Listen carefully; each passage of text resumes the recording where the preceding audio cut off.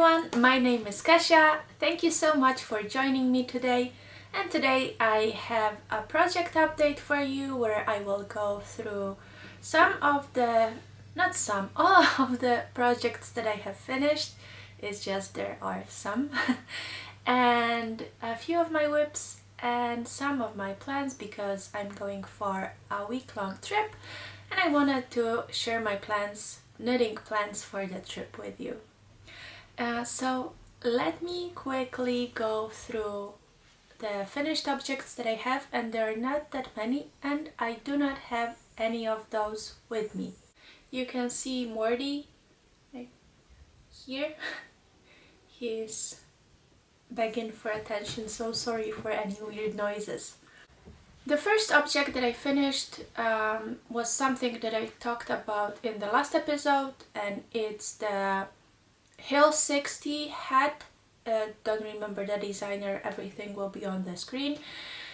I have finished that hat. It was a gift for my brother-in-law, my husband's sister's husband, and this was a gift because he got 1,000 subscribers here on YouTube.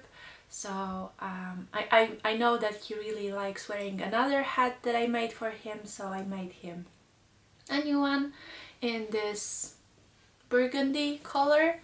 Very nice pattern, very fun to make because it starts with 2x2 rib and then it goes to a 6x2 rib, I think. So it's almost like a stockinette in the second half. I really like the decreases and the crown shaping. I will put a photo of my husband modeling it.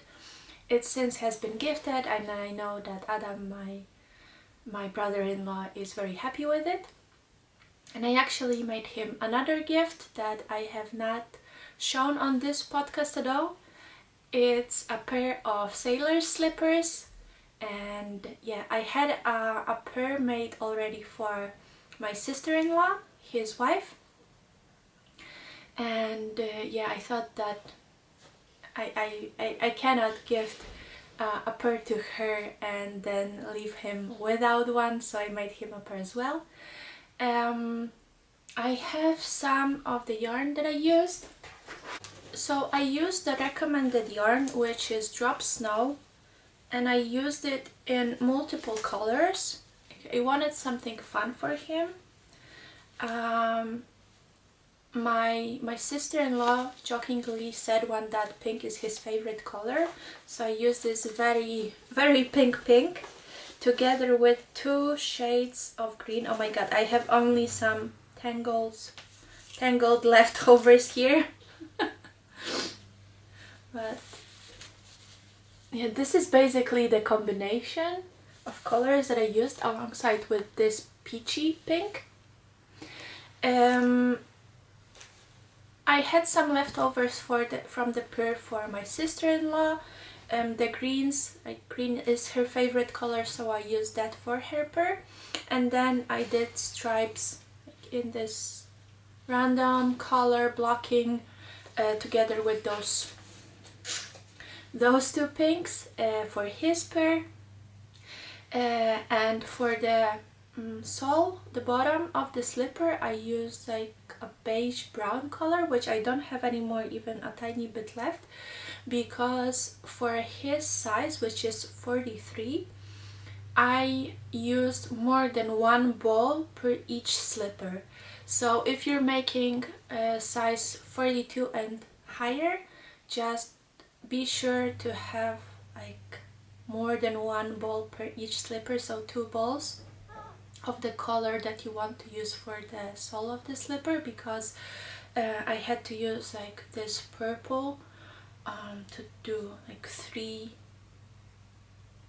centimeters. I don't remember if it was 3 centimeters after folding or before, but like definitely you need 2 balls and a half to make soles for the slippers in bigger sizes. The felting process is very fun, and yeah, like in the pattern it says that you should put it on a 2-hour cycle, like on 40 degrees. But what works best for me, and I used this method for both the pair that I made for my sister-in-law as well as for my brother-in-law, is to put it on like a 45-minute cycle on 60 degrees, and I put like a bathroom rug together with it, like a woven rug, and they are perfect the minute they are out of the washing machine, which is actually running right now, so sorry if you can hear it. Let me wait it out. Or maybe I will just try to close the door. Okay, hope that's better now. So yeah, 60 degrees, around 45 minutes together with a woven rug, like a small bathroom rug, perfect results. Didn't have to repeat anything, and they were perfectly shrunk, so very happy with those. And they were really happy with their slippers. I couldn't give them myself. It was actually my sister's-in-law birthday that we were invited to, but our two demon calico cats have been sterilized, so I had to take care of them. My husband went there himself, and he gifted the knitted gifts to them, and my brother-in-law got his purr first. And then my sister-in-law tells me that, oh, I was sad for a moment that he was the only one getting those, and when she saw that she also has a purr in her gift box, she was so happy. So yeah, I'm very happy myself that they like them. And of course I forgot to tell you what I'm wearing, and what I'm wearing is a Monday pullover by Petite Knit. I made it in one strand of Rauma Garn Finul, held together with Isayer Mohair, and I actually love the color. Oh, come on. It reads more blue. It reads more blue on the screen. It's more like greeny tealy color. Very perfect. I'm wearing it on like with nothing underneath, and it's not scratchy at all. Really soft. The only thing is that I think it's the silk that's pulling a bit. Maybe not even pulling, but it... Let's see.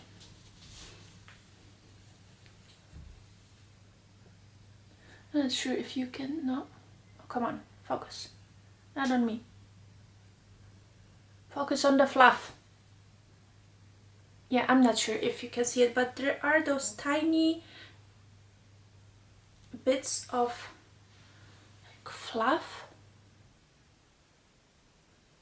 that are coming off of the sweater. I need to brush it out. I hope that after some time it will stop pilling. But yeah, I think it's the mohair, because Rauma Finul is a very woolly wool, and it does not look like something that could pill. But I love this combination. Very happy with the sweater. Made it all according to pattern, I think, apart from the cuffs and the hem, where I didn't want them to cinch in. So what I did was to right before the ribbing I increased a few additional stitches. I think for the cuffs it was like every 8th stitch I did an increase, and for the bottom hem I did it every 10th stitch. So they are more like regular sleeves without a lot of cinching, and yeah, really like this one. Okay, let's go into the whips. And am I even recording? Yes, I am. Okay. Let's go into the whips, and I have four. I have four whips, but one of them is the Hill 60 hat that I don't have with me. I think I left it in the car or something. It's the same yarn, same pattern, same color. I'm just doing it like the one that I made for my brother-in-law was on 4.5 millimeter needles in the biggest size, which is 112 stitches cast on. And I felt like it was just a tiny bit too big, so I'm doing right now the same thing, just on 4 millimeter needles, to see if I like the size of this one better. So it's exactly the same, just the sizing of the needles. And then let's go with something like it's still a work in progress because it's not finished yet, but it's actually like the knitting is done. Oh, and I have a pair of needles stuck in it. Okay, so I have finished my Dagmar Zipper sweater by Petite Knit. It looks so cool. Yeah, I think when I was showing this to you in the previous episode, I was halfway done with the body. I told you about the mistake that I made when doing the front part, meaning that I made it a whole pattern repeat shorter than the one, the back panels, which resulted in like it being unwearable basically. I frogged it, I finished the body, didn't do any modifications here, like it's as written in the pattern. Finished both of the sleeves, and I think I was not able to hit the amount of stitches recommended for the sleeves, so I just did my own thing and they look fine. It's not blocked, so it's behaving in this very weird way where the cable is actually like sinking into the sleeve. So yeah, the sleeve looks okay. And I have also finished the collar. And I was a bit I was a bit weary when doing the collar because I have heard that the pickup is quite difficult and the instructions are a bit confusing because she tells you on what you will be doing next, but you're not sure if you're picking for the top part of the collar only, meaning the ribbing, or are you also including the zipper slit. So it was a bit confusing, but I did my own thing, and I thought through the process of what I'm actually supposed to do, and I picked the collar, the ribbing part first only, leaving the slit untouched. And you're doing a double pickup for that, and she tells you to do it with yarn overs, but I had my own method of doing that. It's something similar that I have done for the Patagonia Peaks by Maya de Glon. I was doing a test knit for that, and there was some double pickup there as well. So I kind of did what I thought I did there, which is that when you're picking up stitches, you will be basically holding a stitch holder, like a barber cord, parallel to your needle. And what I'm doing, because I didn't understand what the additional yarn overs for the barber cord mean. So what I did is, when I was picking a stitch from the fabric, I was holding the barber cord parallel to my needles, and I was going picking one from the fabric and then picking the yarn once over the barber cord and once under it, which resulted in basically just sandwiching the barber cord in between those additionally picked up stitches. And yeah, it worked out perfectly. It gives you the same amount of stitches that you're picking up from the collar on the barber cord. Additionally, for the collar, I was not able to pick up the recommended amount of stitches. I had, I think, 5 or 6 stitches left, or even less, or even more. And yeah, I think that it's still okay. And with this yarn, which is Drops Lima, which is 65% wool and 35% alpaca, alpaca doesn't have that much memory as wool does. So I hope that in this case it will stretch out over time and it will not be like too tight on the neck, not strangling me. One more modification I did for the collar is that after you're done with the ribbing, the what is it called? It's not turtleneck, but the high collar part. You are picking up the stitches for the zipper encasing, let's say, and you do it like starting here, going through some additional stitches on the bottom part and going back here.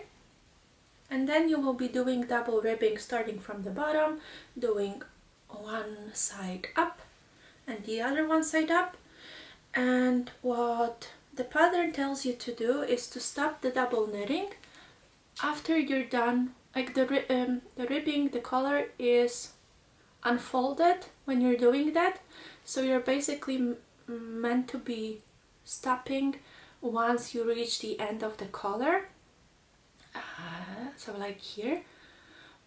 And then what you are left with is that you have like this. You will be putting the zipper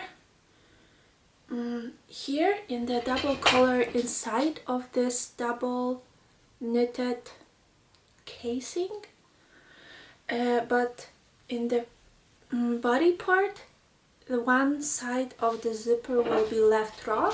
So what I did is basically I kept doing the double knitting until its length was enough to cover the zipper all the way down to the bottom of the slit. And I did it on both sides, so now once I put on the zipper, I will be able to cover it from both sides, which means that when the zipper is opened, there will be no raw edges sticking out. So yeah, and now I need to block it and find a zipper. I have some zippers in my stash. I bought like a pack of zippers years ago when I was doing a bit more sewing. So maybe I'll find something that will match this color in my stash, and if not, I will order something. But first blocking, and yeah, I can't wait for the transformation of this one in the blocking. I will definitely make a video on how it relaxes. And since I had a few skeins left of Drops Lima in this color from the Dagmar Zipper, I wanted to make something. I had 2.5 balls left from Dagmar, and I realized that I have the exact same color in a different dyelet from a different project I made a few years ago. I made a Lume sweater from Sari Nordlund that I gifted to my mother, and I did the flowery color work part in the same color. So in total I had like 5 skeins, and I decided that I want to use them immediately, so I cast on the Sophie hood. And I'm making the smallest size, size S, which should be small enough for me to use all of the skeins that I have without being worried about the yarn chicken. Very simple pattern. Like, I never made any Sophie pattern before. I am doing some small scarves, but I'm basically I'm doing my own thing there. I'm not using the Sophie pattern. Yeah, it's very simple, so I didn't need the pattern for that, but I didn't want to figure out the hood part myself, so this is why I'm using the pattern for this one. And this is Sophie hood by Petite Knit as well. This is actually the scarf part done. Now I will be going into the hood, and how the sizes are different in this pattern is that you have 3 sizes: small, medium and large. So the only thing different between those 3 sizes is the length of the scarf, and the hood part itself is exactly the same for all the 3 of the sizes. So yeah, like, this one looks quite short, but I think that I will be doing some stuff for hood now, which means that, yeah, it will be enough for me to wrap it around my neck, and since there will be another part of the scarf, it will be good enough. And if not, I will stretch it out in blocking, because this is garter and it stretches a lot, so shouldn't be a problem. And I hope I will have enough, but if I don't, I will do the whatever I need, like the point of the other part of the scarf in a different color of Drops Lima. I don't really care, it's a scarf. I'm not that fancy. So in the last podcast episode I showed you my lace pullover by Ozera, and I still have it here. I actually finished the body now and was almost done with half of one sleeve, but I tried it on and it's completely off.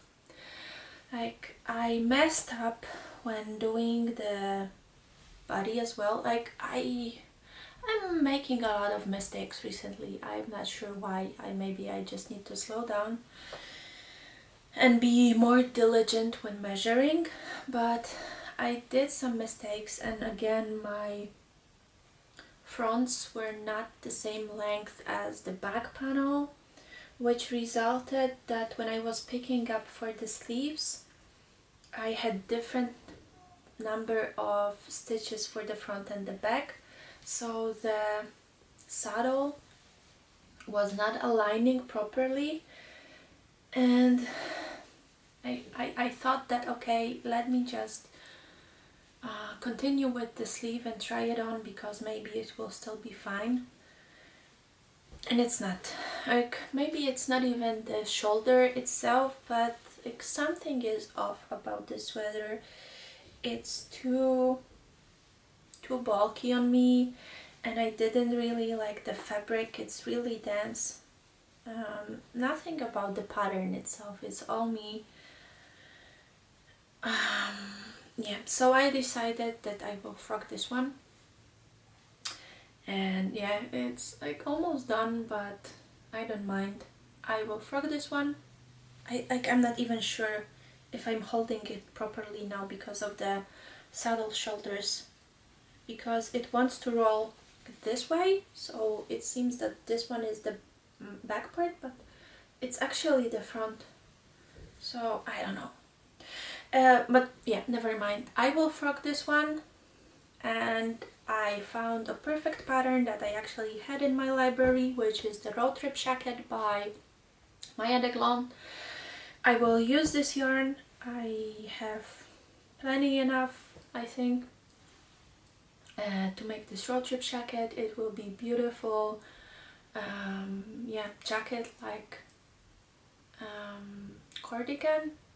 It's a jacket, and I think the gauge will be so much better in the jacket, because this one I was knitting on 4.5 millimeter needles. The recommended needle size for the pattern was 5 millimeter needles, but I couldn't hit gauge with 5 millimeter needles, and this fabric is too dense, so I think it will be so much better for the jacket. So this one is gone. Well, it's not yet gone, but it will be. Okay, and I have one more work in progress. I have made a lot of progress on that one. And it's something that I mentioned in the previous episode that I want to make. And I did, especially because the Lakes Pullover by Ozera gone. I could focus on a new project, and I started my Fioragenser. Oh, I love this color work so much. And like, I'm almost done with the body. I have finished the color work part of the body. I have only a couple centimeters of the plain stockinette to be done here, and then it has quite a long ribbing on the bottom.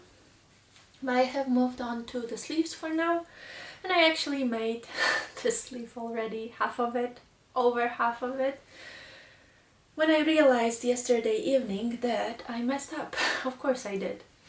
So for the sleeve, you're supposed to work this chart repeat. Start the sleeve with this chart repeat, and it makes sense, right? Because you want the continuity in the body and the sleeves. But for some reason I started the chart from the start. So I repeated those two color work patterns here, which was completely stupid of me. So yeah, I had to frog it back, and I'm angry at it now for some time. So it was put in the corner, but I absolutely love it. I am making this with Rauma Fivel, which is the recommended yarn. This is actually a pattern by Rauma from their booklet 925. I don't know if that's the name of the booklet. It's a booklet where all of the patterns are made with Rauma Fivel. I love this yarn. It's so light, so airy, lofty, whatever the adjective is. I love it. It's very rustic, not scratchy at all. And I think once it's done, it will be so warm, like so, because it's so light, you wouldn't think that it's so warm, but yeah, whenever I keep it on my lap when I'm knitting, I don't need a blanket. I have the Norwegian version of the booklet, which it's very interesting in the construction of their patterns, because you will have a block of text that gives you the instructions, and then you have like the page is divided in two halves, and one half of the page is this block of text, and then whenever you have some sizing differences in the stitch counts, they will be listed on the other half of the page, like in a columned order, which is very appealing for a visual person like me, when you don't have to like count the numbers to know which size they are referring to, so very nice. The instructions are minimal, but that's better for me because I'm using my phone and Google Translate to basically translate the Norwegian on the spot. Another fluff. And yeah, so the Norwegian part is not an obstacle. Like with the technology that we have nowadays, it's not a problem. What's interesting is the short row shaping for the neckline. Let me turn this back. As you can see, there's quite a bit of shaping here, not shaping, like length of fabric on the back and under the, it's not clavicle, like under the throat. There is not a lot of it because you're doing short row shaping for the neckline. And what's interesting is that you're doing it like solely in this area.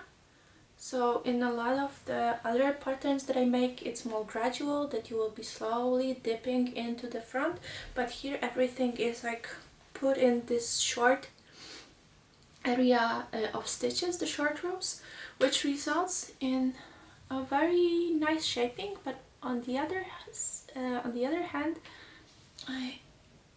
like it's bubbling a bit for now. I'm not sure if you can see it. But I'm sure all of that will go away with blocking and with wear when it's actually the weight of the sweater will stretch it out. So after basically the shaping part, you're doing raglan increases while at the same time doing the colorwork pattern. And so after I was done with the shaping here, I kind of did my own thing and stopped the raglan increases when I thought that it's big enough to like wrap around my chest. And I did some, like for the underarm stitches, I cast on a number that just felt right again.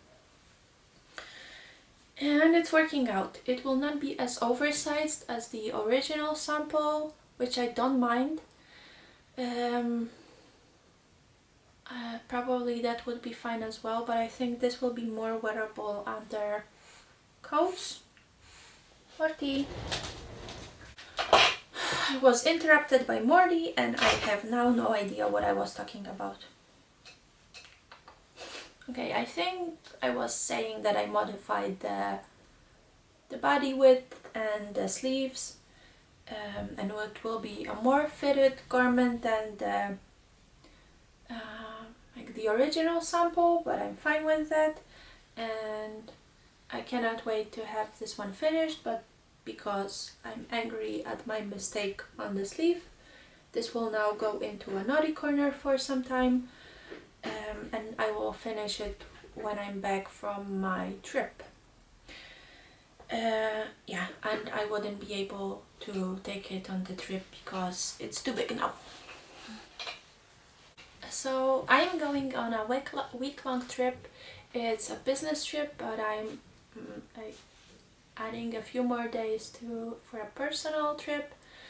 And I will be traveling only with a carry-on baggage, so yeah, I don't have that much space, so I will be basically taking some accessories with me.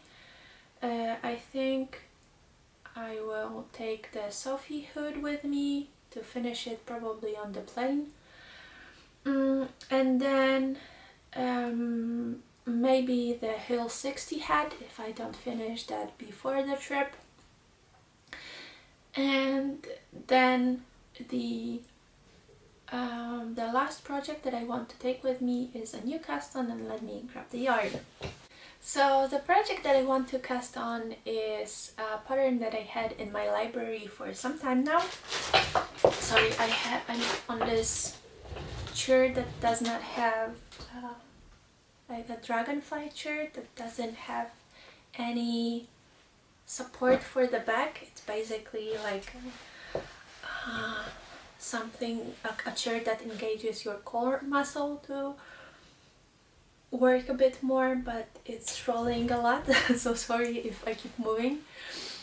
But yeah, the project that I want to cast on for my trip is the Snuggle is Real by Maxim Cyr. It's a cowl, and at first I thought it's a simple color work pattern, like 1 by 1, but it's actually, it seems to be a mosaic, which I have not done before. Again, very simple mosaic. Basically I will be slipping one stitch and knitting another one. So it should take a longer period of time, even though it's a simple pattern. It's a cowl where you have like ribbed edges, mosaic color work in between those, and then on the other side of the cowl there is a lining done with some lace yarn. And I will be making this one for my husband. And I have some more yarn that I bought in Oslo, Norway, when we were there for a trip at the beginning of December. And I have those two colors of Sandnes Garn Double Sunday. I have 2 skeins of each, so I hope this will be enough. The contrast between those two is not that high, but I think it will be cute with the very plain mosaic color work, and it's extremely soft. I still need to think on what I will use for the lining, the lace part. I have some pink Suri lace in my stash that might be okay for that, but I just need to check if it's not if my husband doesn't react to it, because it will be on his neck and I'm not sure how well he works with alpaca fiber. But if that's not good enough for him, maybe I will buy something on my trip and use it there. Not use it there, and use that one for the lining. And I think that since this is the lining and for the most part you will not be able to see it, I can go crazy with colors for that. But yeah, I hope that this will take me a bit of time, even though it's a small project, but since I will be slipping half of my stitches, so basically not working them, it should take more time. Yeah, this is my plan for the trip, and I hope that my needles won't be confiscated, because that will be terrible. Okay, thank you so much for staying with me, for listening to me. If you like this video, give it a thumbs up, maybe leave a comment, and subscribe if you want to hear more from me in the future. Thank you so much, have a lovely day, and see you next time. Bye!